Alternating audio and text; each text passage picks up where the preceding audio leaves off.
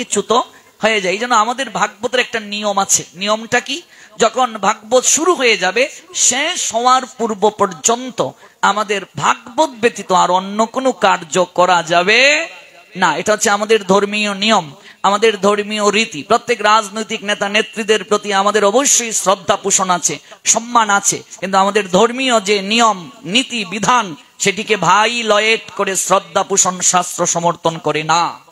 এই দিকটা গুরুত্ব দেওয়া প্রয়োজন। কোনো কোনো জায়গায় দেখা যায় কীর্তন বন্ধ করে রাজনৈতিক নেতাকে বক্তৃতা দেওয়া হয়, কিছু কুলাঙ্গার হিন্দুরা। এগুলো উচিত নয়, উচিত নয় এগুলো। এই জন্য ভাগবতের যে বিধান, ভাগবতের যে শাস্ত্রীয় রীতি, এই রীতিকে ভাইলেট করবে না। If you violate rule of regulation, of course punishment any time and any situation, all power supreme being Shri Gobinda. এটা ভাগবতের বিধান, এটা ভাগবতের নিয়ম। পরীক্ষিত মহারাজ 7 দিন 7 রাত যখন ভগবানের কথা শ্রবণ করলেন, তিনি কখনো শুকদেব গোস্বামী পাদকে বলেননি যে কিছুটা সময়ের জন্য আপনি একটু বিশ্রাম টানুন, আমি একটু আরতি করব, আমি একটু সন্ধ্যা আহ্নিক করব, আমি একটু কীর্তনাদিতে আমি ভরপুর থাকবো, বলেননি। 7 দিন 7 রাত পর স্বয়ং বৈকুণ্ঠ থেকে পরীক্ষিতের জন্য রথ আসলো এবং সেই রথে চড়ে পরীক্ষিত মহারাজ বৈকুণ্ঠে গমন করলেন।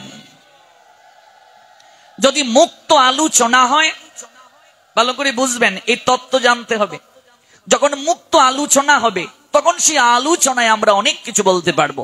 যখন বক্তৃতা হবে, বক্তৃতায় আমরা বিশ্রাম পারবো দিতে, কাউকে কনগ্রেচুলেট করতে পারবো, ওবিডিয়েন্ট ডেডিকেট করতে পারবো। কিন্তু পাঠ, এই যে ব্যাস আসন, ভালো করে বুঝুন, এই আসনটার নাম ব্যাস আসন কেন? এই ব্যাস আসনকে আমরা প্রথমে পুজো করলাম কেন, আরতি করলাম কেন? ব্যাস আসনে কে বসলেন? ব্যাস আসনে বসলেন শুকদেব গোস্বামী। তো নামটা ব্যাস আসন কেন? এগুলো জানতে হবে, না জানলে তো হবে না। ব্যাস আসনে শুকদেব গোস্বামী পাদ বসে ব্যাসদেবের কথাটাই তিনি পুনরাবৃত্তি করেছেন, নিজের মন গড়া তিনি কথা কখনো বলেননি। এই জন্য ব্যাস আসনে যত কথা হবে ভাগবত রিলেটেড, ভাগবতের বাহিরে নয়, তাহলে এটাও এক প্রকার অপরাধ বলে গণ্য। ব্যাস আসনটা সাধারণ ভক্ত থেকে কতটুকু উপরে উঠবে, কতটুকু উঁচুতে নির্মিত হবে, সেটারও একটা নির্ধারিত ব্যাখ্যা আছে। এবং সেই ব্যাস আসন কিভাবে নির্মিত হবে তারও একটা শাস্ত্রীয় ব্যাখ্যা আছে।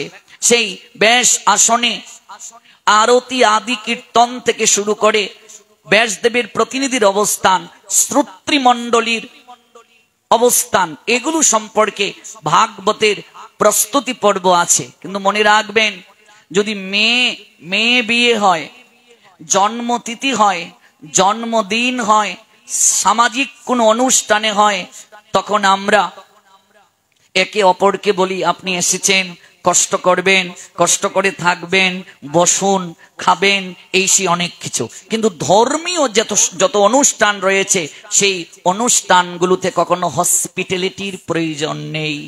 সামাজিক অনুষ্ঠানে বিনা নিমন্ত্রণে যাওয়া উচিত নয়। এমনকি বাবার বাড়িতেও যদি কোনো অনুষ্ঠান হয়, যদি নিমন্ত্রণ না দেয় কখনো যাওয়া উচিত না, বুঝলে? সতী তাই করেছিলেন, কিন্তু ঘটনাটা হলো কি? কিন্তু বৈষ্ণব সেবা যেখানে হবে, কীর্তন যেখানে হবে, সাধু সেবা যেখানে হবে, ভাগবত যেখানে হবে, নিমন্ত্রণের অপেক্ষা করবে না। আমরা এখানে যাব নিজের কল্যাণের জন্য। এই যে আমরা এখানে এত গরমের মাঝে ঠাসাঠাসি করে বসেছি, কিসের জন্য? আমাদের কল্যাণের জন্য না আর কারো কল্যাণের জন্য? আমরা কাউকে বলি বাবা একটু ভাগবতে যাবে, তিনি বলেন দেখি যদি সময় পাই, মানে তিনি এসে যেন আমায় উদ্ধার করবেন। ওরে তুই তোর উদ্ধারের জন্য আসবে, তুই বলো সময় পাই, বেআক্কেল কোথাকার। হ্যাঁ বাবা একটু বৈষ্ণব সেবার প্রসাদ পাবেন, না না না আমি খেয়ে এসেছি, আমি খাবো না। ওরে মূর্খ, বহু জন্মের সৌভাগ্যে প্রসাদ হয়, তুই খেয়ে এসেছিস বলছিস? তাহলে এগুলো আমরা কেন বলি? জ্ঞানের অভাব, বুঝি না। ভাগবত আলোচনা হয় বটে, কিন্তু এই সূক্ষ্ম তত্ত্ব কেউ বলে না। বলতে গেলে ভাগবত তত্ত্ববেত্তারও জ্ঞান থাকা দরকার। আজকাল তো ভাগবত পাঠকের অভাব নেই, যদু মধুও পাঠক। হবে কি করে? সমাজ পরিবর্তন বলুন। হ্যাঁ, সমাজ পরিবর্তন হতে গেলে তো এই তত্ত্ব জ্ঞানগুলো থাকতে হবে, তত্ত্ব অনুসন্ধান থাকতে হবে। তাহলেই দেখবে সমাজ প্রেক্ষাপট জীবন সকল কিছু মহিমান্বিত হবে, ফুলে ফলে সুশোভিত হয়ে যাবে, রসে আবৃত হয়ে যাবে, রস সমন্বিত হয়ে যাবে। অনুভব চিত্তে যখন আসবে তখনই মহিমান্বিত হয়ে যাবে জীবন যৌবন। যে প্রসঙ্গ থেকে এত দূর গেলাম, যে প্রসঙ্গ থেকে এই ভাব আসলো, অনুভব আসলো, একটু জেনে যান। তাহলেই তত্ত্ব জানলেই দেখবেন জীবন ধন্য হবে। ত্যক্তা দেহম পুনর্জন্ম নয়েতি মামেতি সর্জুন। তত্ত্বটা জীবনে খুবই প্রয়োজন। কি বলছিলাম? ভাগবত কথা শ্রবণের কি যোগ্যতা আমাদের থাকা প্রয়োজন, শ্রবণের মহিমা কি, শ্রবণ আমরা কিভাবে করব, শ্রবণটা কতটা করণীয় আমাদের জীবনে। আমরা প্রথম দিন আলোচনা করেছিলাম, শ্রদ্ধার সঙ্গে যদি কেউ এই অপ্রাকৃত কথা শ্রবণ করে, শ্রদ্ধাবান অনুশোচ শৃণুয়াতপি ইয়া নরহ স অপি মুক্ত শুভান লোকান প্রাপ্নুয়াত পুণ্য কর্মানাম। পুণ্য কর্মকারীদের নিয়ায় সেই ব্যক্তি অচিরেই দুঃখময় সংসার সাগর থেকে উদ্ধার হয়ে অপ্রাকৃত ধামে গমন করবে, শ্রদ্ধার সঙ্গে যদি কেউ শ্রবণ করে। এটা গীতায় আছে। ভাগবত কি বলছেন? ভগবানের কথা যখন শুরু হয়ে যাবে, ভালো করে বুঝবেন, তখন আর কোনো কথা বলা যাবে না। এমনকি তিলক আদি চন্দন লেপন এগুলো আর করা যাবে না। যদি কেউ পরে আসেন, তিনি বীর ঠেলে সামনে এসে বসবেন না, যেখানে আছেন সেখানেই দাঁড়িয়ে পড়বেন কিংবা বসে পড়বেন। যদি শ্রবণও করেন তাতেই তার কল্যাণ হয়ে যাবে। ইমার্জেন্সি কোনো কাজ পড়ে গেল, প্রণাম দিয়ে এমন ভাবে চলে যান যেন কারো শ্রবণে ব্যাঘাত না হয়। গতকাল বলেছিলাম, প্রণাম দিয়ে বসবে, যাওয়ার সময় প্রণাম দিয়ে যাবে। প্রণামটা জীবনে খুবই আমাদের একটু জানতে হবে। তার আগে আমরা একটু শেষ করে নিই যে প্রসঙ্গটা আমরা অসমাপ্ত রেখে এত দূর এলাম। নিশ্চয়ই আপনাদের মনে আছে, বলছিলাম 3টি মাস বিশেষভাবে সমাদৃত, মনে আছে?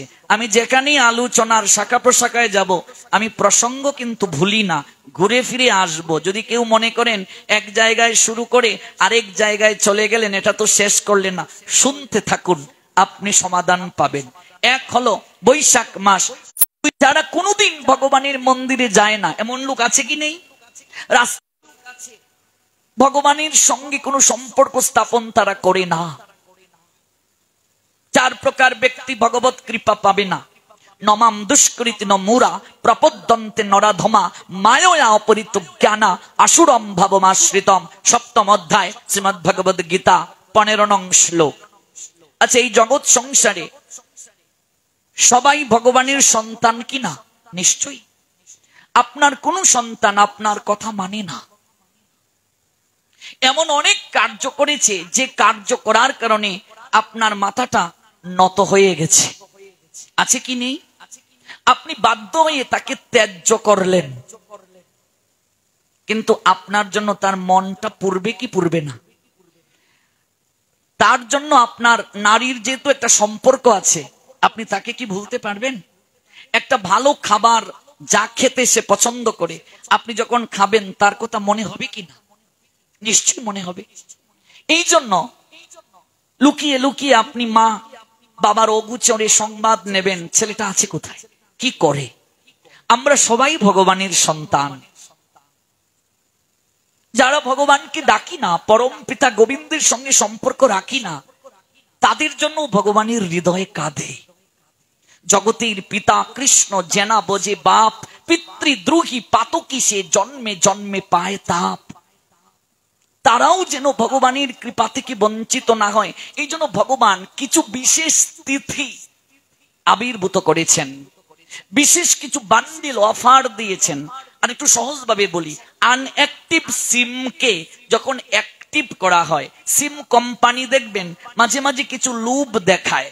বন্ধ সিমকে চালু করলে 45 টাকায় 30 জিবি ইন্টারনেট পাওয়া যাবে। তখন আপনি এই লুবে সিমটাকে অ্যাক্টিভ করবেন, আছে কি নেই? ভগবান বিশেষ কিছু তিথি জগতে আবির্ভূত করেছেন এবং মহিমা আকৃষ্ট করার জন্য আচার্যগণের মাধ্যমে প্রচার করেছেন। যেমন অক্ষয় তৃতীয়া তিথি, এই তিথিতে আপনি যা করবেন অক্ষয়, পাপ করলে অক্ষয়, পুণ্য করলে অক্ষয়। যেমন কার্তিক মাস, দামোদর মাস যাকে বলা হয়, যেমন বৈশাখ মাস যাকে মধুসূদন মাস বলে, যেমন মাঘ মাস মাধব মাস। অন্য সময়